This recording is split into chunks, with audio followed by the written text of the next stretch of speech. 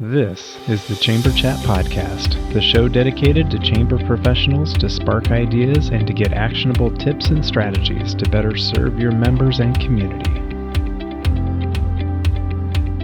Hello, Chamber Champions. Welcome to Chamber Chat Podcast. I'm your host, Brandon Burton, and it's my goal here on the podcast to introduce you to people and ideas to better help you serve your chamber members and your community.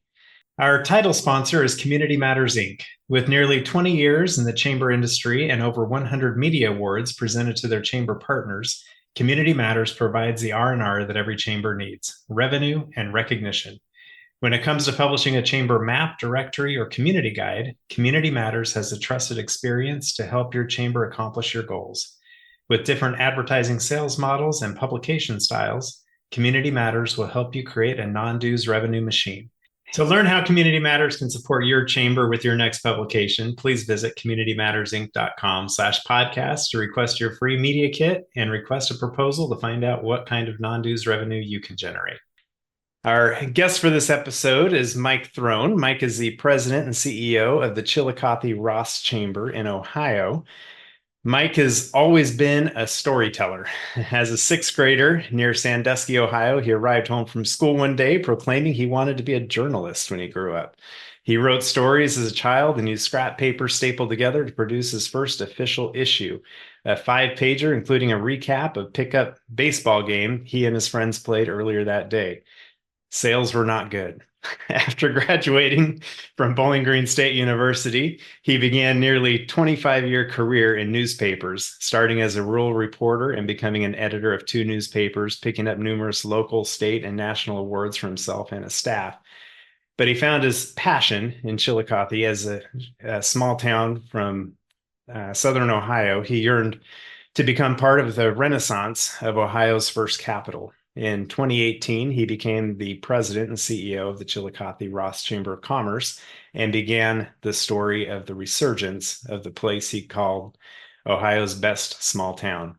In addition to his chamber duties, he co-hosts the Feels Like Home podcast, which furthers his efforts to tell his community stories.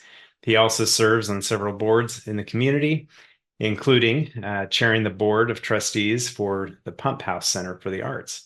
But Mike, I'm excited to have you with us today here on Chamber Chat Podcast. I'd love to give you an opportunity to say hello to all the chamber champions who are out there listening and share something interesting about yourself that maybe wasn't included in your bio.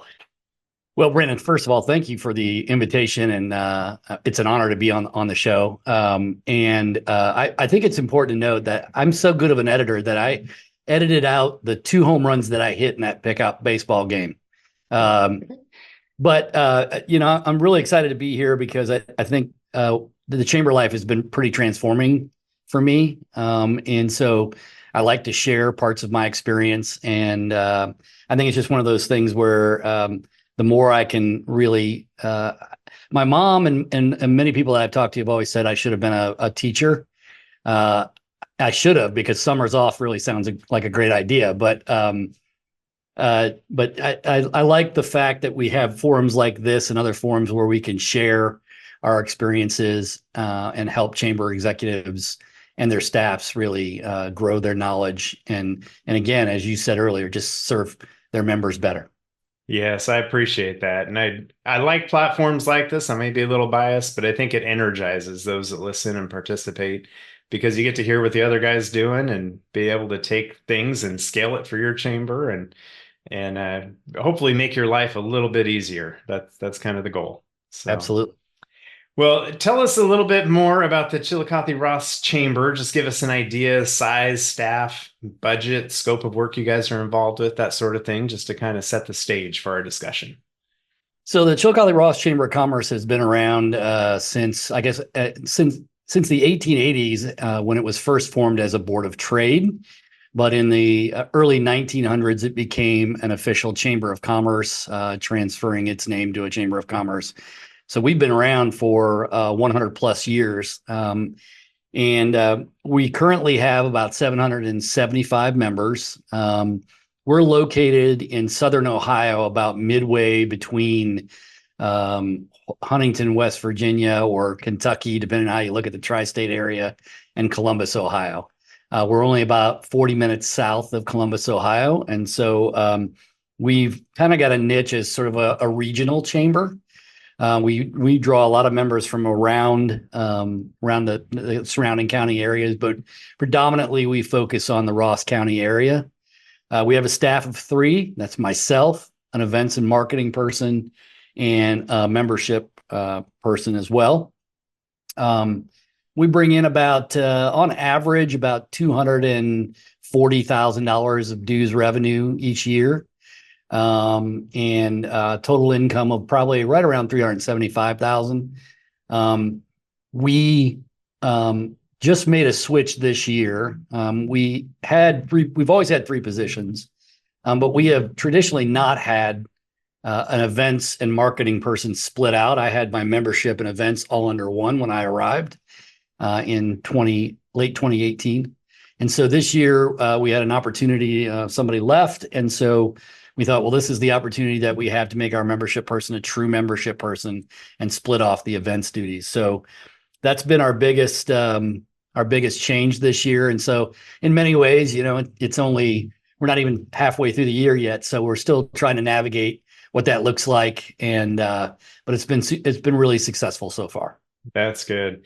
Yeah, I can see where membership and events and marketing, where there's a lot of overlap, and where one person may feel like they kind of need the control over all of it, but there's definitely enough work to spread it out to 2 or 3 people, maybe even. But being able to have that coordinated effort between them to make sure we're all moving in the right direction, right?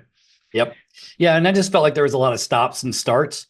Every time we'd have a big event, it was sort of like, okay, membership meetings slow down or pause. And I just felt like, the membership duties being segmented out, we could just focus on membership for 12 months a year. Yeah, no, that's smart. So for our topic for our conversation today, for this episode, we decided to focus on discussing the chamber churn that we're seeing throughout the chamber world. And part of that, some of the balance, some of the work-life balance that we need to be mindful of to try to retain us as chamber professionals and not get too burned out and adding to that churn too quickly. So we'll dive into this discussion much deeper as soon as we get back from this quick break. Are you looking for a year-round, affordable, and timely shop local campaign for your chamber or CVB? Look no further. Build a custom Eat, Shop, Play mobile app with App My Community by visiting appmycommunity.com/chamberchat. App My Community mobile apps are not just simple membership directory listings. They provide many more capabilities to engage with your community. Provide your residents with a robust events calendar. Partner with a local fair, festival, or farmers market to provide a schedule, map, and other resources to promote the event. Run a small business Saturday campaign any time of the year using built-in scavenger hunts. Allow your membership to communicate directly to their customers via push notifications. Your App My Community mobile app will be a unique member benefit, allow you to generate non-dues revenue with sponsorship opportunities, and best of all, provide a valuable resource to your community. Please visit appmycommunity.com/chamberchat now to receive 10% off your first year of an App My Community mobile app. Exciting news! Introducing Piply by Chamber Nation, the innovative solution to manage and promote your community for unstoppable growth. Joining the Chamber of Commerce means one thing: commerce. Businesses want to thrive, and Piply is here to make that happen. With Piply, your members can experience remarkable benefits even if they can't attend events. It's a game changer for retention. Say goodbye to ordinary directories and embrace a transformative commerce management system. Unlock the true power of commerce management. Picture a centralized Piply dashboard combining top mobile technologies for subscriptions, event registration, community communications, and more. It's incredible. Don't miss out. Visit piply.com to learn more. That's PIPPILY.com. Schedule your demo at richardscalendar.com. It's affordable and delivers more. Piply by Chamber Nation. Your community's future starts now. All right, Mike, we are back. As I mentioned before the break, we're talking today about chamber churn, but also the work-life balance aspect to try to help support those chamber champions that are out there. Um, I know from my vantage point, my point of view, from especially since the pandemic, I think that was really an accelerator of seeing this churn of chamber executives and staff where it was everything 100%, during the pandemic. And I think it led to a lot of burnout. It led to, on the other hand, a lot of satisfaction because chambers were able to see the value, the community was able to recognize the value of the chamber. But I think the balance got out of whack a bit there. But from your perspective, what have you seen, and what comes to mind as you think of chamber churn? Well, I think it hits really, really close to home to me. In fact, of the 5 or 6 county area around me, I have one county to my north that has churned their leader 3 times since the end of 2020. Another chamber that's churned its leader 4 times since the end of 2020, and another county near me that has churned it 3 times since 2020.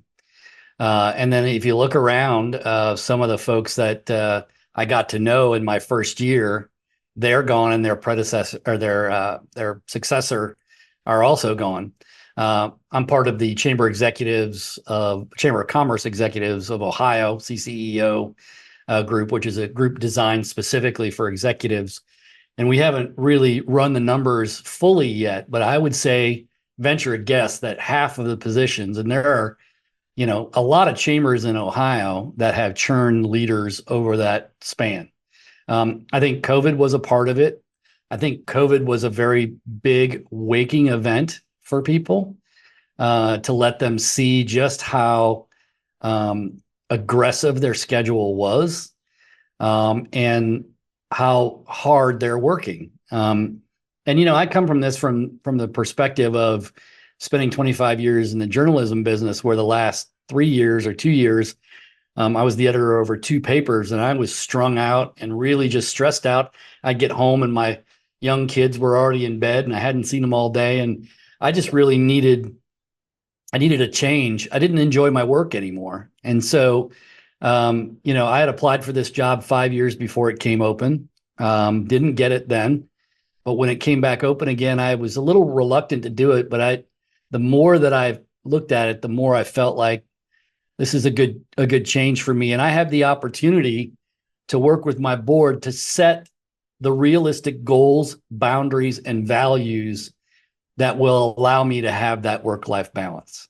And so, I guess from the chamber churn perspective, I look at, Glenn Shepard's report every month and see all these people that are leaving or going from one to the other. And I just even look at my IOM class from last year. I'm currently in my second year, and the number of people that have left from that class alone just gives me great concern about who we're getting for leaders. And then I think how we address that. I'm 5 years into this job. I don't really consider myself a veteran like many of the other folks that do this job. But we're going to need to invest in those leaders to make sure that they don't fall into the same traps. And I think the other part of it too is to create for our own selves the boundaries that we know will help sustain us to go deep into this career if we really want that. Yeah. So you've quickly become one of the old timers, as everybody around you is kind of I gone joke, kind of it's the like directions. you go from rookie to veteran real quickly in this industry, right? That's So right. That's right. And at the same time, there's those veterans that have been around, their majority of their career that have a ton of value to offer to those who are new to the industry, and hopefully having platforms like this and state conferences and associations and IOM, that it's opportunities to be able to learn from those that have good stuff to pass on. Um, what really stood out to me, you'd mentioned a couple times these boundaries and values that allow for you to hopefully try to strike a balance between your work and your life. Um, what does that look like, I guess, personally, because you had mentioned personal boundaries, but also that your board has been amenable to accepting boundaries and values that you have as well. Can you talk to that a little bit? Sure. I read a book a few years ago called Sacred Rest, and it's by Dr. Sandra Dalton Smith. And she, in that book, talks about, and it actually came at a really important time for me. It was produced in 2017. This was at the height of when I was really burned out emotionally. I loved being a journalist. I loved being an editor. We did great work. We served our community well. But inside, I was just really, really tired. And mentally, I really was going through the motions every day. And I read this book and I didn't really have an opportunity to apply a lot of the things that were in the book until I kind of left that career, because it was just such high energy, always on, always, you're always worried about the stories that you don't miss and so on. And so in the book, Dr. Dalton Smith talks about getting 7 types of rest, and they include physical rest, mental rest, social rest, spiritual rest, sensory rest, emotional rest, and then creative rest. And I realized very quickly that creative rest was not something that I did not do much of. I was always just going and always in an office setting. And so even though the journalism business can be very creative, I never took time to get outside of the walls of the office and appreciate the community that I live in, or, we have great trails and other things around us. None of that stuff was I doing. And so I had to figure out how to get these 7 types of rest. And you're not going to get them every day, but how can I work them into my week and work them into my mental schedule, so that way I can tell, that I'm getting too out of balance in one area. Sensory rest is very, very important. Taking a break from social media. I think we need to all do that quite a bit. Turning off your notifications. One of the ways that I do it is at 9 o'clock every night, my notifications shut off. They don't come back on again until 7 in the morning. Most of my good friends and my coworkers and people on my board know if something is really, really urgent, they can get to me somehow.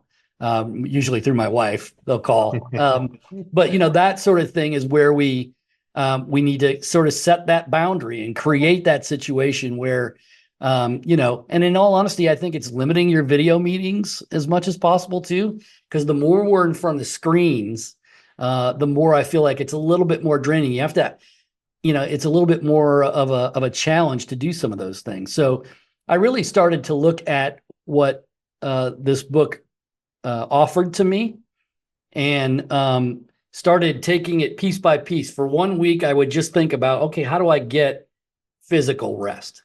And I found that I was sleeping 5 to 6 hours a night. Yeah. And, I'm 55 now, I'm not 25, and it's just not working. So how do I get more rest? And part of that physical rest too is I do stretching. I try to get up and around and those types of things. So I think those are the things that I have really locked into. And I think the number one thing is to make sure that you enjoy your work. I have talked, we talked earlier about the fact that I was just not, I loved the journalism business, but I was done with it and it was done with me.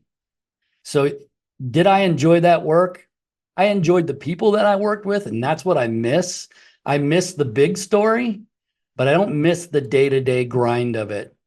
And that's why I had to leave. I didn't enjoy it anymore. And so, I think when we sit down and we look at our daily tasks as chamber leaders, it's about making sure that you enjoy the work, knowing your values, knowing your boundaries, setting realistic goals for yourself. If you're a new chamber director, anywhere is up, right? So you might say to yourself, maybe, 200 new members in a year is a great goal. Well, is it realistic? And have conversations with your board about that. And then the last one that I'll say is that you have to create a self-care plan. For some people, it might look like taking a walk every day. For other people, it will be, a massage, or buying yourself an ergonomic chair, or things like that. But what is your self-care plan? So that way, hey, I'm kind of stressed out. I need to take a step back and say, hey, you know what I would really like? I'd like to go for a nice long hike today. Or if you're a runner, take a nice run. And part of that self-care plan is getting, sometimes back in the gym. You don't have to lift weights and get buff, but take a little walk in the treadmill, or work out some of the stress of your life. And so I think those types of things can help us as we go through the daily grind of the job. And look, there's sometimes that it's easier than others, right? If you got a big event coming up, it's probably going to be a high intense, very arduous time. You probably are going to be lacking in some of those things, but try to figure out how, after that event is over, or that big push that you have on is over, to try to get yourself back in balance. Yeah. Yeah. There's going to be sprints for sure where it's all hands on deck and you got to give it your all for, maybe a few weeks there leading up to a big event. But I think that the nature of chambers, and I don't know that it has to be this way, but it tends to be what's evolved, at least into what chambers are, where especially as a chamber executive, you're out and about in the community. People see you, you see people, you need to say hi and make those connections, make sure you have good rapport with these business owners so they don't say, man, that Mike is a jerk. You came in here and didn't even say hi, and he probably doesn't even know I'm a member, right? So you always have your chamber face on. And then inherently, I don't know many chambers out there who don't have a business after hours, right? Yeah. And that Yep. gets into some of the boundaries where, or it's the before hours, the breakfast mixers or things like that. And it's good to have these opportunities for people to gather and network, but you probably don't need to be at every single one of them, right? So schedule a rotation with your staff or with board members, or have a schedule to where you don't have to be the face at every one of those events. And I think that would play well into the balance. And I think to your point on the self-care, we need an outlet, right? We need to be able to have a healthy way to let go of some of the stressors that we carry. And unfortunately, a lot of people will turn to things like alcohol to be able to numb out and get through to the next day. And then that just compounds on the issues that they see day to day. So I think these are Yeah. great points. There's a great way to know there. If you go to restquiz.com, restquiz.com, you can take a quiz and find out what type of rest you really lack to live your best life.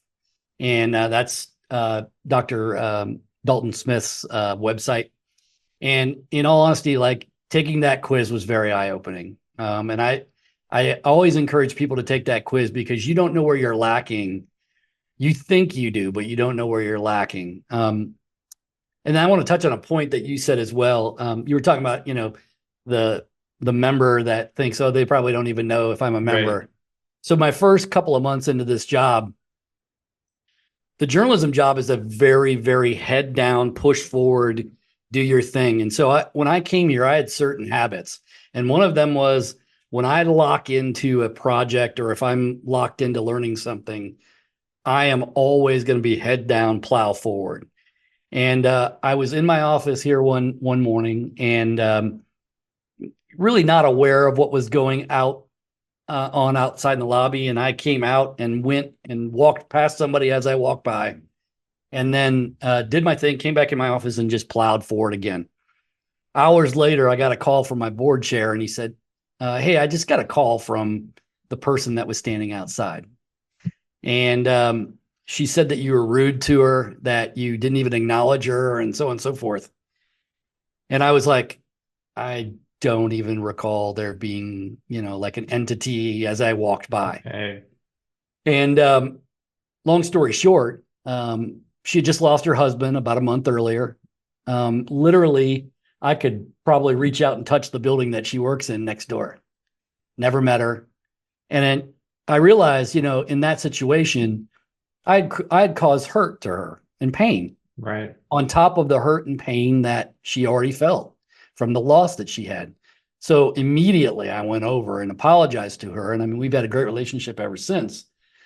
But, those are the things that sometimes we get locked into when we're still trying to do all the things that we've got to do. We have to remember that this job is ultimately first about relationships and about how we make people feel. I can tell you a million times that the chamber is here for you.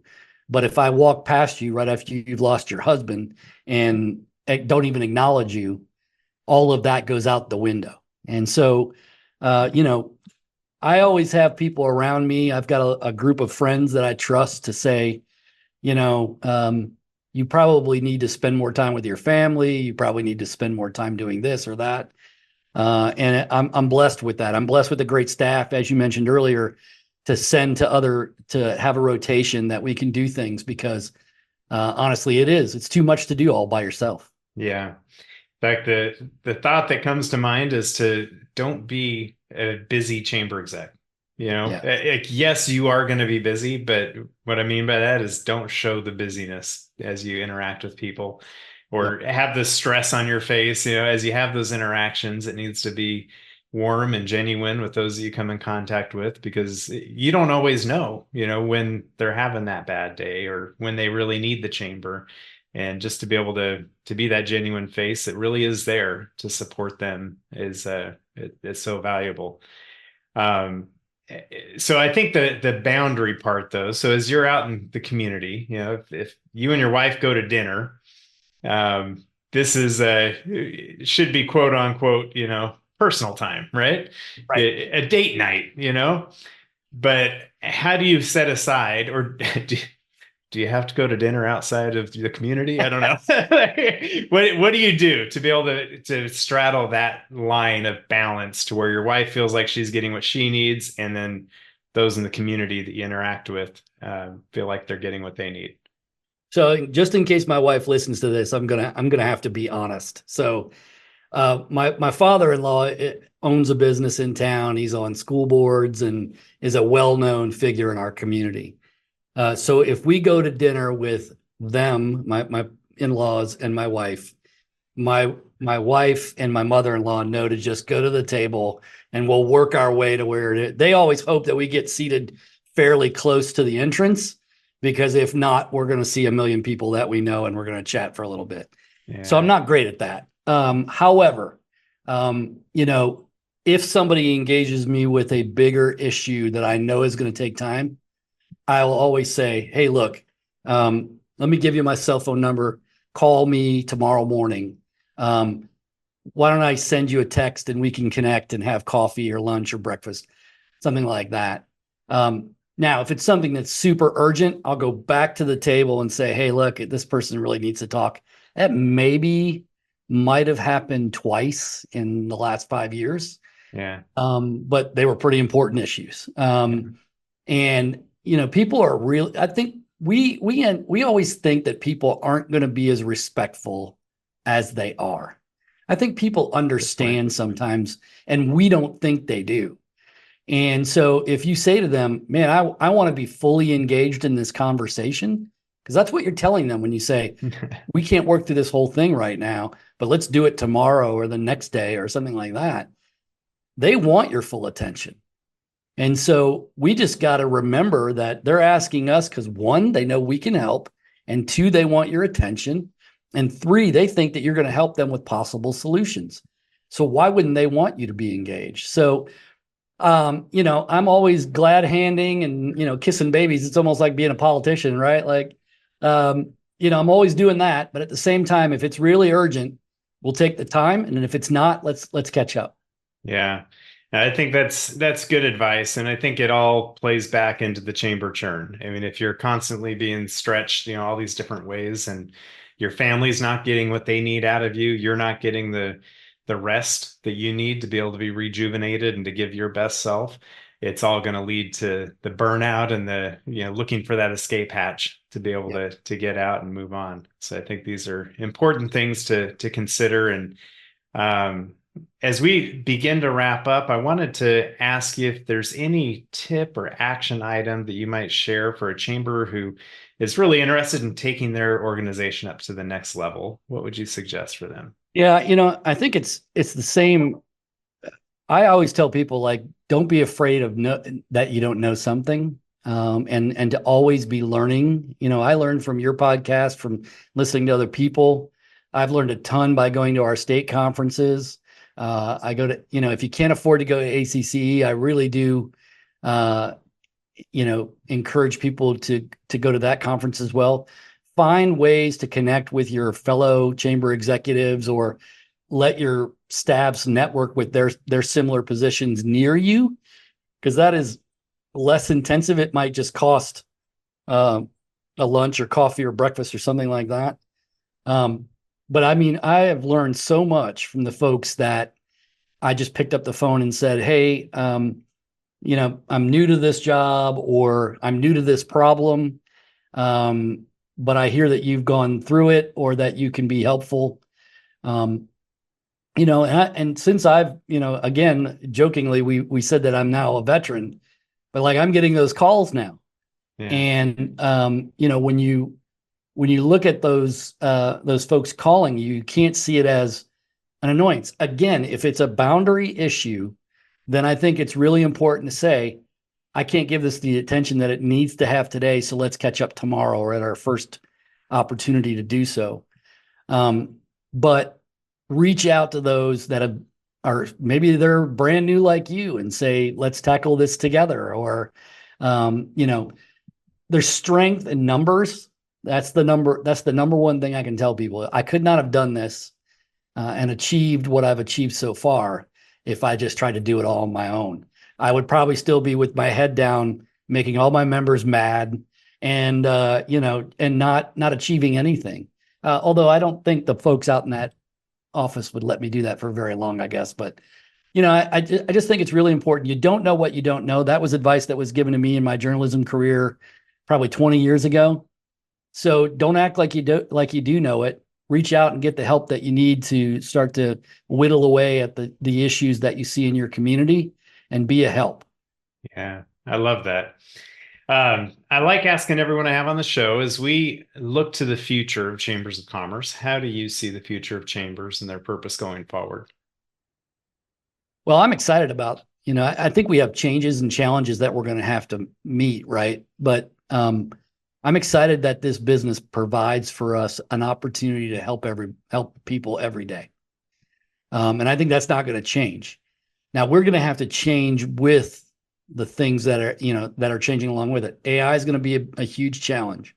Um, you know, uh, Membership dues and the way they get computed and paid are a challenge. And so the purpose of chambers has always been to convene and connect, and that's not going to change. But the way that we convene and connect is probably going to have to change. One of the things that we have been doing quite a bit of in the last year is, instead of blanket throwing out an event to folks, targeting the folks that we think need to be in the room. Because it used to be you could just throw a BAB and tell everybody to come. You could, have a chamber educational session on any myriad of topics, and 20 people would show up and it was no problem. Um, it's less of that now. People are busier. They're still dealing with the after effects of COVID and workforce issues and childcare issues and transportation.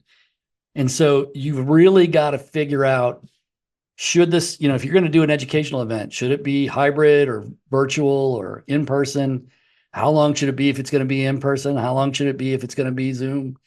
And just have really smart conversations with your folks about what events look like in 2024 and beyond. Because we want to connect as many people as we can, and we want to convene as many people as we can, but we don't want to bore people to death. And, my former profession did a bad job of that. We still did the same stories about the same things and didn't change for a long time. We didn't buy into electronics and we didn't buy into technology. And by the time we decided to react to all that stuff, it was far too late. We can't let the chamber profession do that. And it's my hope that folks will start asking better and smarter questions about all aspects of what they do, because it's the best way for them to really, and again, you're going to have to ask that of your members. Don't sit in an office with 3 people in a room and say, hey, what do you think we should change? Because we think we're great. But other people might have great input to offer there. And so find ways to engage those folks in your membership that will help, provide the best way to fulfill your purpose moving forward. Right. I love that.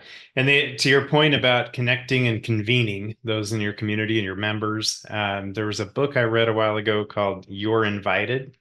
And it's all about the art of extending the invitation.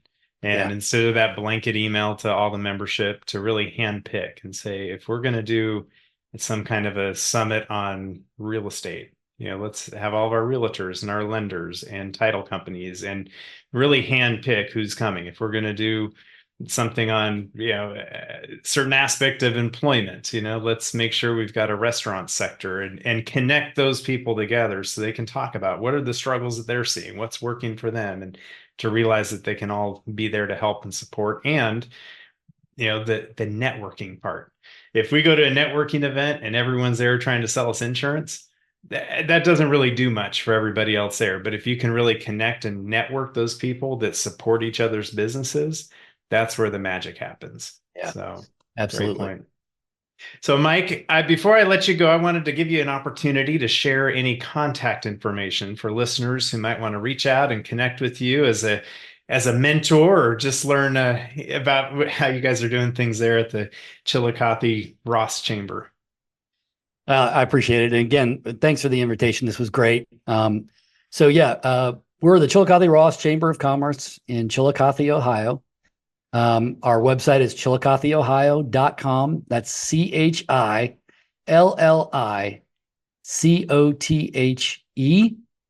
ohio.com. I know only 5 communities in the whole country have a Chillicothe, so you may not know how to spell it. My email is just my first initial and then last name. It's mthrone, MTHRONE @chillicotheohio.com. I'm also on LinkedIn, on Facebook. The chamber itself is on Facebook and LinkedIn. And you can reach out to any through our channels there as well. I also, you mentioned the podcast earlier in the broadcast, but it feels like home we're in our 4th season right now.